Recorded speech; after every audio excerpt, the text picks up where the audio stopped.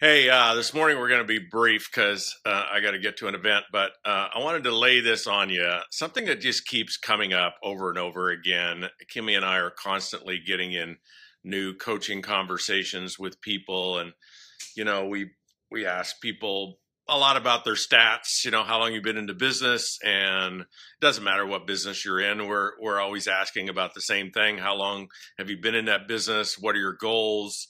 And what are your stats? Like, what have you done so far that's measurable? If you want to improve something, you got to be able to measure it. If you can't measure it, you can't improve it. So stats are really important regardless of what business you're in. I mean, imagine investing in somebody's business, like you wanted to put money in their business, and you asked them, well, how you doing so far? And they say, really good. And you say, well, what's your income and expense statement? And they say, oh, I don't keep track of that. You wouldn't invest in them, right? And so, but we're all investing in our businesses. We invest our time, we invest our money in our businesses, and most of us don't keep track. And so that's for a different live talking about stats, but that's one of the things we ask people about. And then the other thing we ask people about that I want to talk about this morning is goals. So, we always ask people, so what are your goals? What do you want to accomplish in your business? And we always get, almost always, like 95% of the time, this is the point I wanted to make this morning, is 95% of the business people that we're coaching, just in a casual conversation, because we're kind of always coaching, when we ask them about their goals, we always get these vague responses like, well, I want to earn a lot of money, or I want to do it as fast as I can, or for as long as I can. Or they don't even know, why are you doing this? Well, because I love the company. I love the product. I love the opportunity.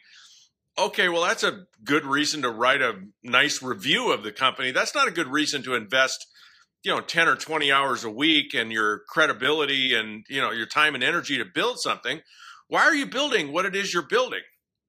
And I just wanted to do an audit for all of you. Like, if we asked you that question, could you give us a concrete answer? Could you give us a specific answer? This is specifically what I'm going after. Like, this is how much money I want to earn, or these are the results I want to create, and this is the time frame that I want to create them in. And it's measurable. It's specific enough that it's measurable.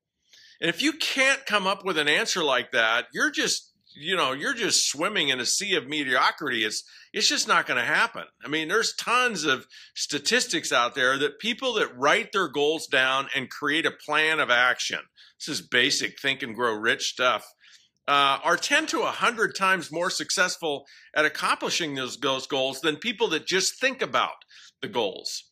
So my question to you this morning is, why are you doing what you're doing? And can you boil it down? Do you have it in writing into a specific plan? So if I asked you, what are you looking to accomplish in 2018? You can give me a really specific answer or a set of answers that's measurable. Measurable meaning that if we checked in on your plan, the end of April, we would know whether or not you're on track or not. And if we checked in again in August, we'd know whether you're on track.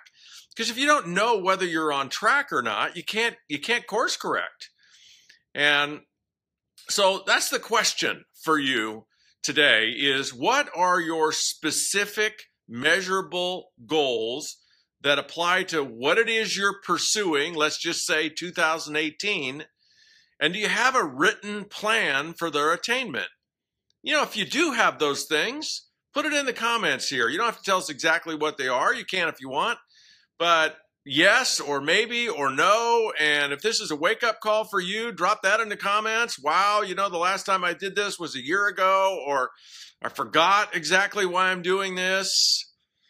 Drop it in the comments. Where are you at on this subject?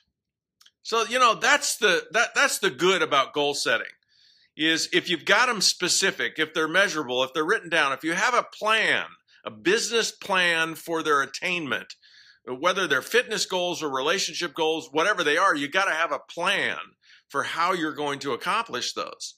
So that's the good thing about goal setting. Here's the bad thing about goal setting. The kind of goals that you can never achieve satisfaction from. Now, you probably haven't noticed because I didn't point it out, but right outside our windows here, see those two towers? Those are the Twin Towers in Kuala Lumpur. And I've always been kind of fascinated with the race to the top, the tallest building in the world. And when I was growing up, guess what the tallest building in the world was? You know, in the 50s and 60s and maybe even the early 70s.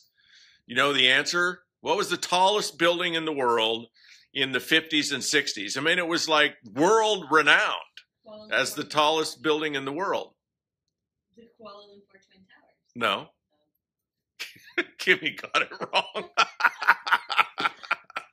It was the Empire State Building in New York City. It was the tallest building in the world.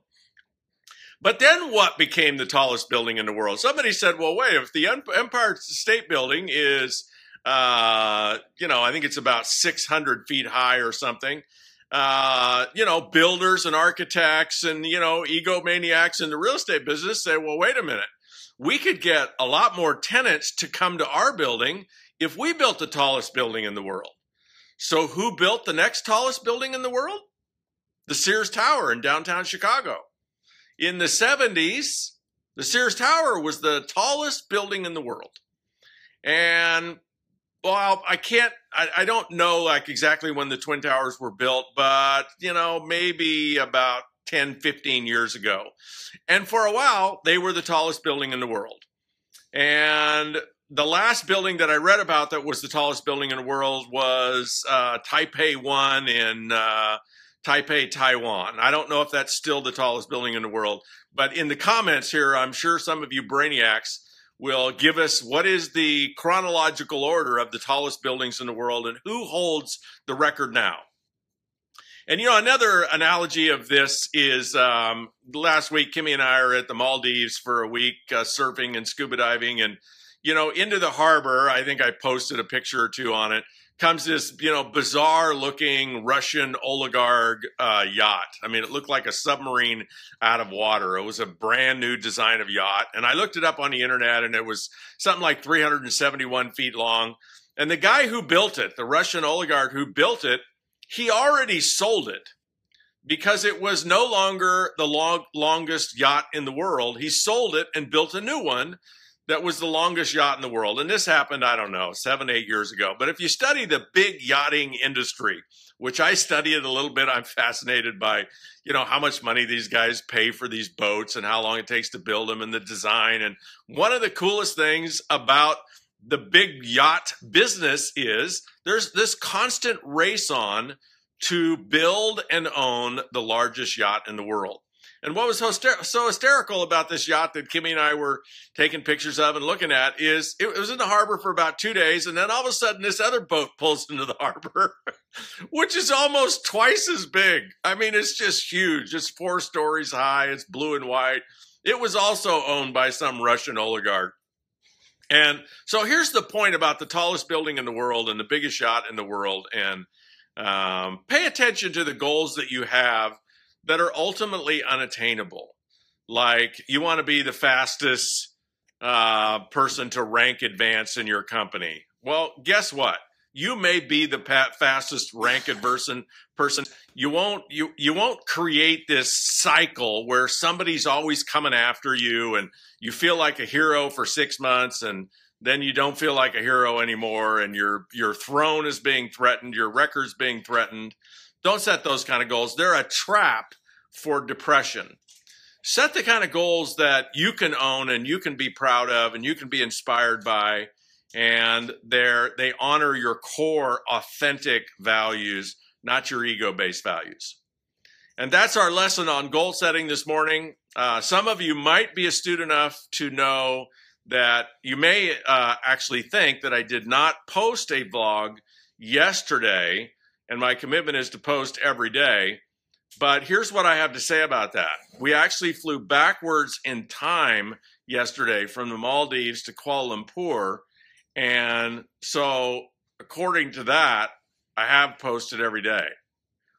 What do you think about that, Kimmy? She thinks I'm very a creative rationalizer. here we are, Twin Towers, Kuala Lumpur, Malaysia, getting ready to go speak to a bunch of people. I'll see you tomorrow. Thanks.